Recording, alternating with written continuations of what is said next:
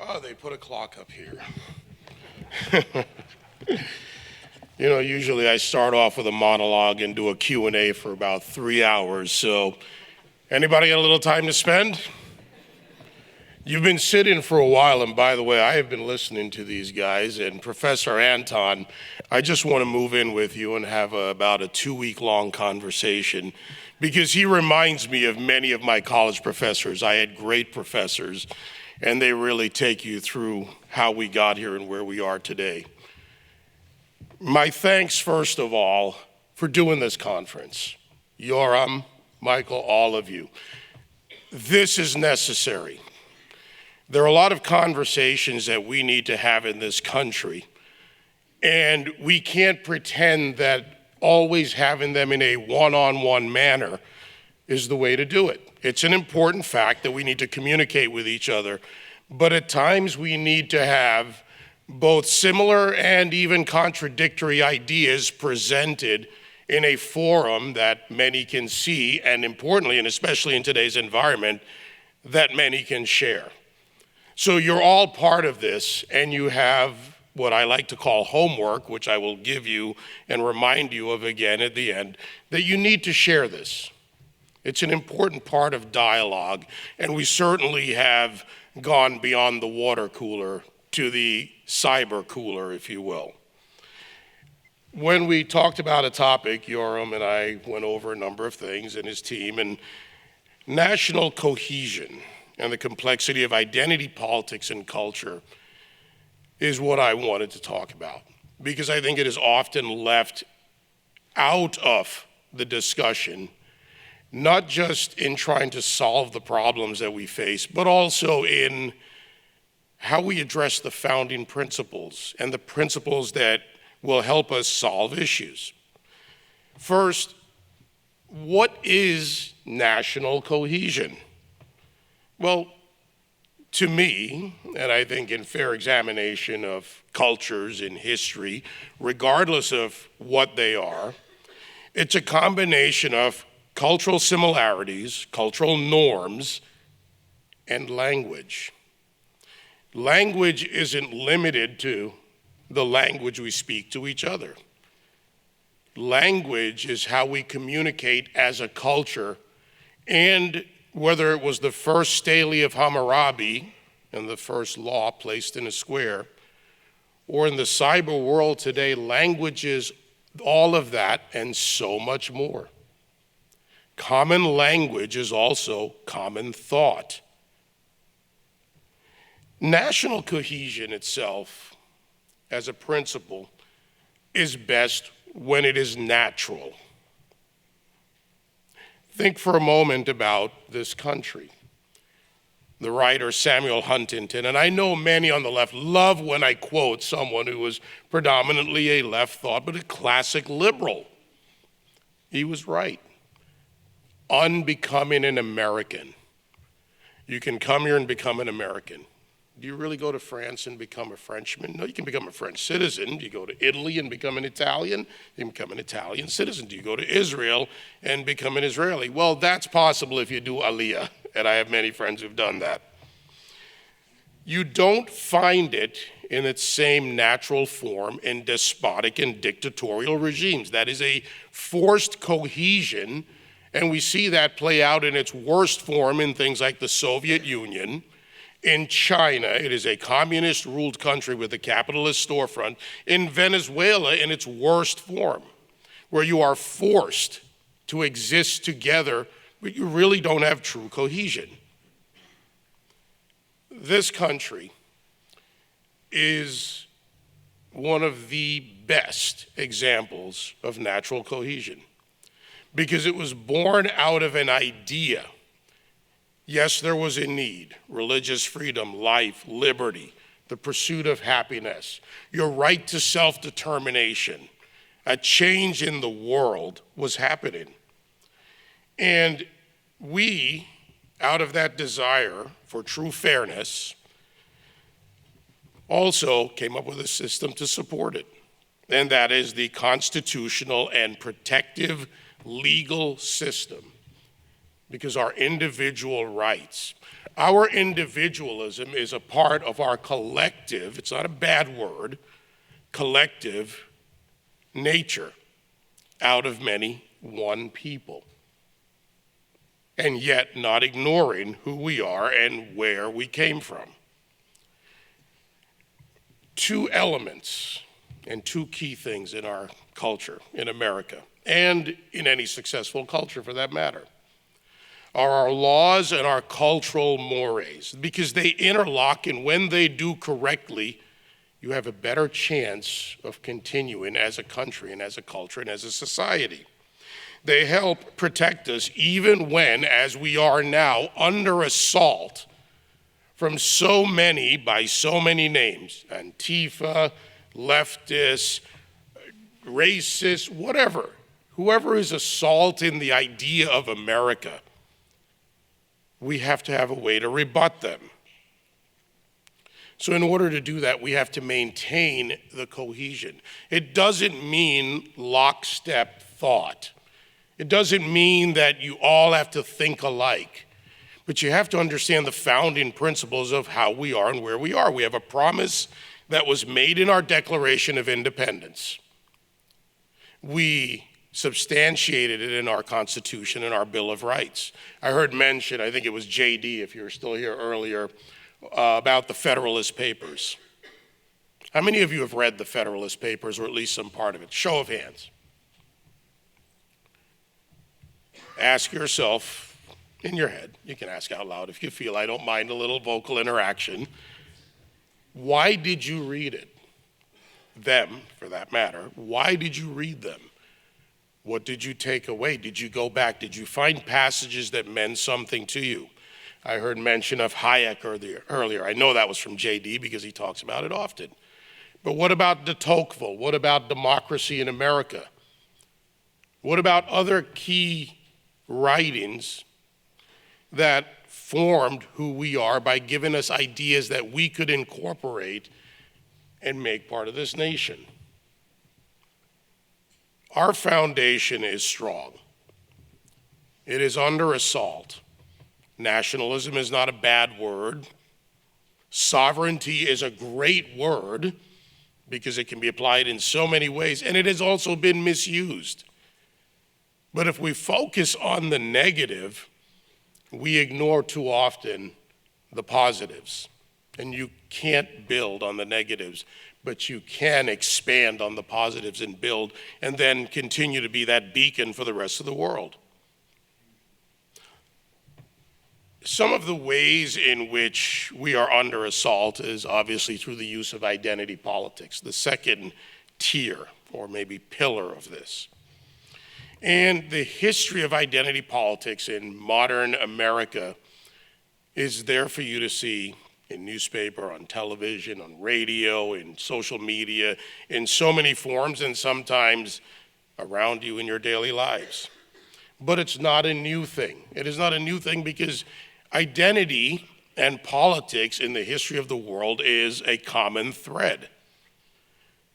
Oftentimes we hear the phrase, colorblind. We want a colorblind society. I don't want a colorblind society. It's a false premise. Being colorblind is not the issue. It's recognizing all of this around us, understanding what real diversity is, not only in skin color, but in our differences.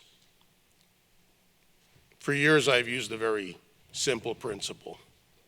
And I dare any of you, I did this to my Jesuit teachers in high school, I did it to my professors in college, I might have even done it to my gunnery sergeant.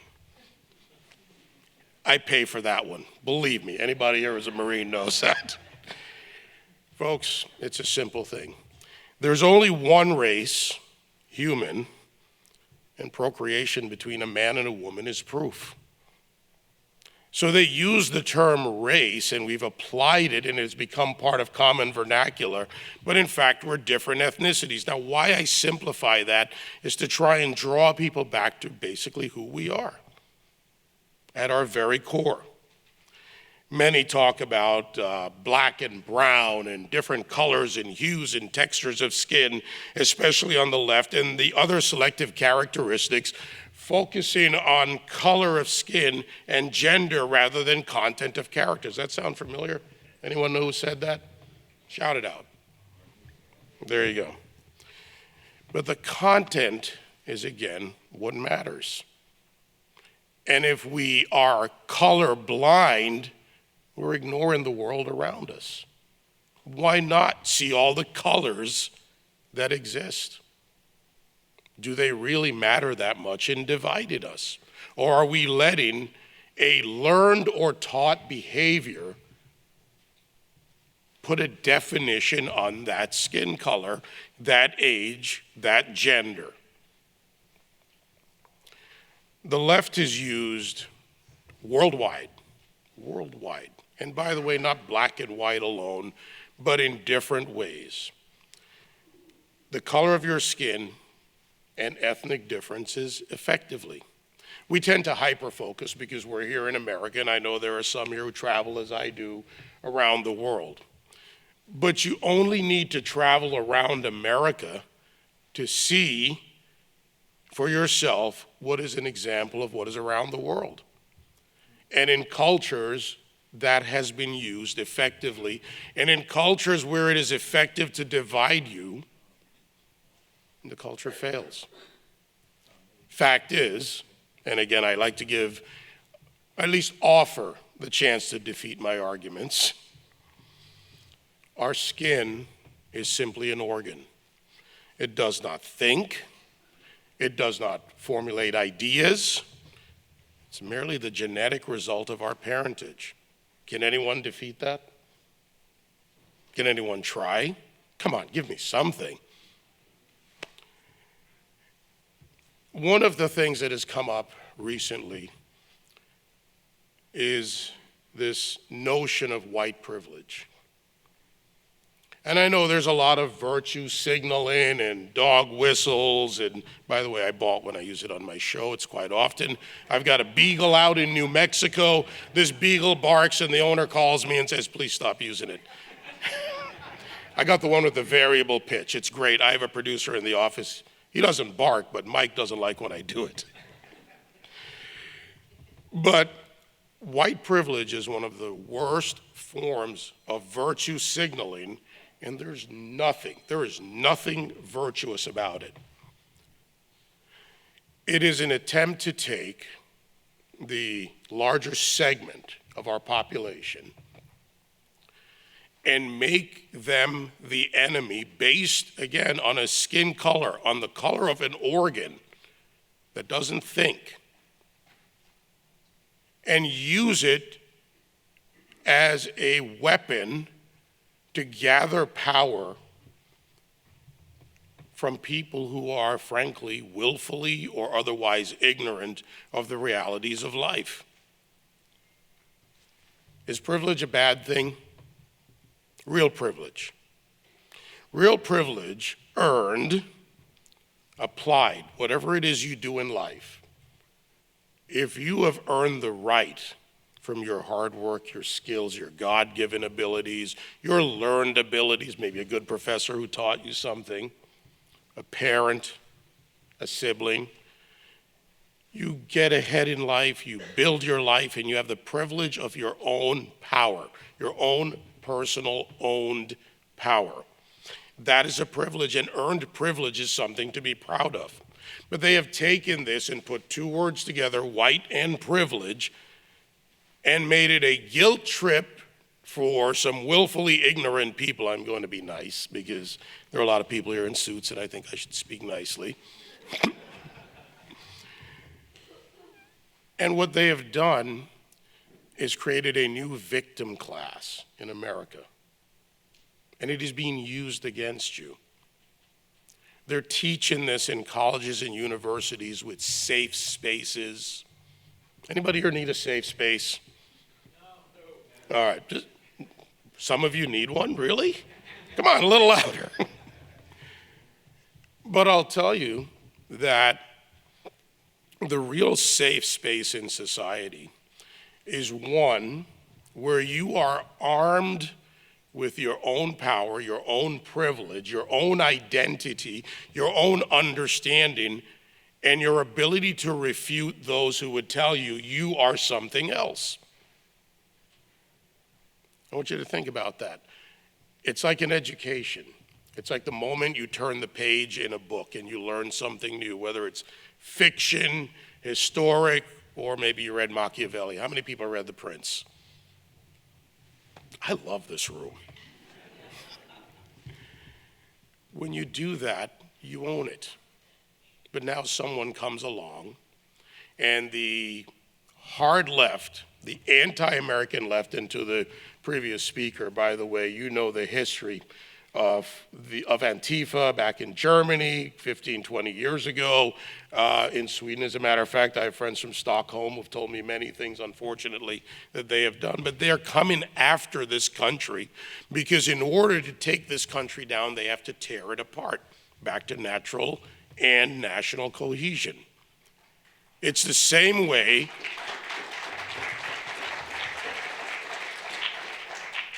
that they have gone after the Democrat Party. Little political philosophy.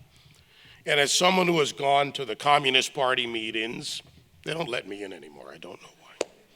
Someone who has gone and interviewed Antifa members, Bernie Sanders supporters, leftists, unfortunately with security, but that's the world we live in today, because I can go to a conservative event, I can go to the National Conservatism event, and look at this.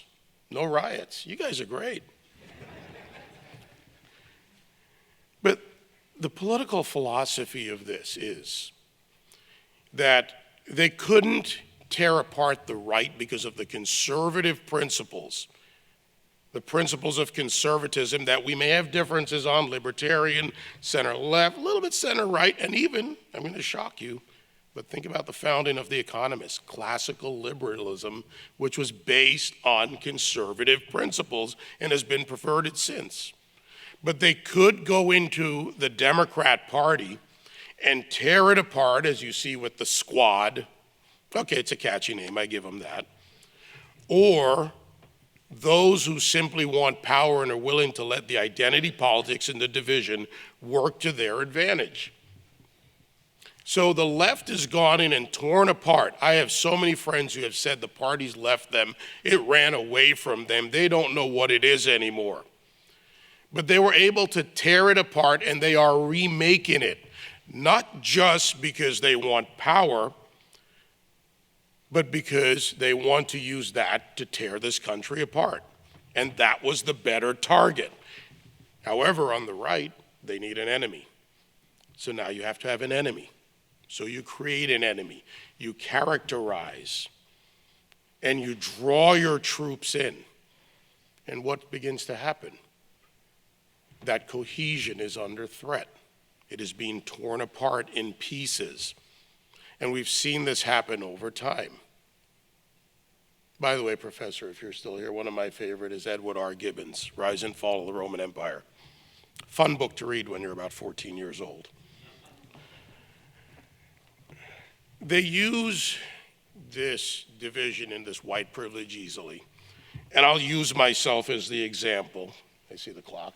I might steal an extra minute. How many people, and I'm sure some of you in this room have, remember what happened with me and Areva Martin just a few months ago, the CNN legal analyst? I'm going to share with you the short form, but the rest of the story. When she said to me that I was able to achieve what I had done in my life because I was white, we were on radio. I haven't figured that one out yet still. But the rest of the story matters. Her team pitched my producers to come on my show to discuss the William Barr nomination. Think about this. What do? You say, who am I going on? Who is this person? What am I debating in the realm of ideas? When she made this statement, David, you achieved that because of your white privilege and because you're white, And she then said, my team gave me wrong information. What happened? Did someone slide her a piece of paper across the studio desk wherever she was that said he's white?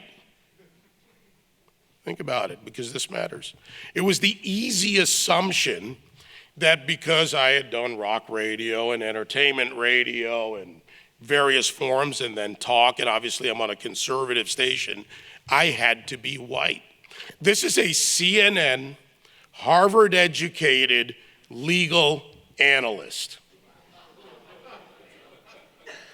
Think about that. By the way, I did invite her back. She accepted. I have not heard from her since. We've reached out. But it's the ease with which some use that division, that someone who is Harvard educated should at least have the education to have done the research and known the difference, but not so easily go to the assumption, which itself was patently false, and then blame someone else, which is just a bad thing to do. Don't throw your team under the bus. You didn't do your work. Recognize that our differences do exist. Please. Understand them for what they are. It's important. Ignore the reason, or ignoring the reason for someone or something's existence lessens our ability to reach more enlightenment. Think of the principle of the Renaissance man, or woman for that matter, but it began with the phrase the Renaissance man in a different time. And a few honest points about our history that I'll leave you with, because I like people to think when I talk. The colonial slave trade, we hear talk of reparations. It was horrendous. But yet historically, we cannot erase it. We have to know what it is. And out of it came good because of our country, that promise in our Declaration, our Constitution, our Bill of Rights, the Federalist Papers, and who we are as a society. We overturned this blight, and we moved forward. Women's rights. Henrietta Wells Livermore in 1910 held a meeting in her Park Avenue apartment, and she fought with other suffragettes. And Calvin Coolidge, a Republican president, signed that law. And his wife, Grace, was a proponent, an activist. Pillow talk must have been interesting for them, but he agreed. So again, our cohesion, our understanding, our culture of who we are took us beyond what we're being told by those who don't like America as she exists. It's also important that we understand in the majority opinion on the Maryland Cross case. How many of you know about that case? The importance of that cross, and Justice Alito wrote about this, I'll paraphrase, it was an 80-page decision, I'm not going to quote it for you, and I couldn't, I'd have to read it, was that he made it clear that we cannot indiscriminately remove important monuments and symbols around our nation, whether they're offensive to some or not, irrespective of that. Remember what I said. There's only one race human, period, end of story. But our ability to use our brain and reason is why we've evolved as a culture, as a country collectively, and the path of logic and reason will sustain us more. And make no bones about it, we're in a fight. National cohesion, if destroyed in this country, will be a tragedy here and for the rest of the world. This is a land of opportunity. Our societal evolution is natural, and when it has its challenges and its failures, we rebound because of our desire to be truly better and fair. And a warning that I'll issue to those who want to destroy America in its best form, and it's growing and evolving for the better form. We will not surrender. Other cultures have done that. They have surrendered. There are issues in Sweden. There are issues in other European countries. I talked to them. There are issues in Colombia, South and Central America. They have surrendered, and we won't surrender. So I'm going to give you a simple, straightforward task. to all of you here, acta non verba, actions, not words, because the future is really our legacy. Thank you.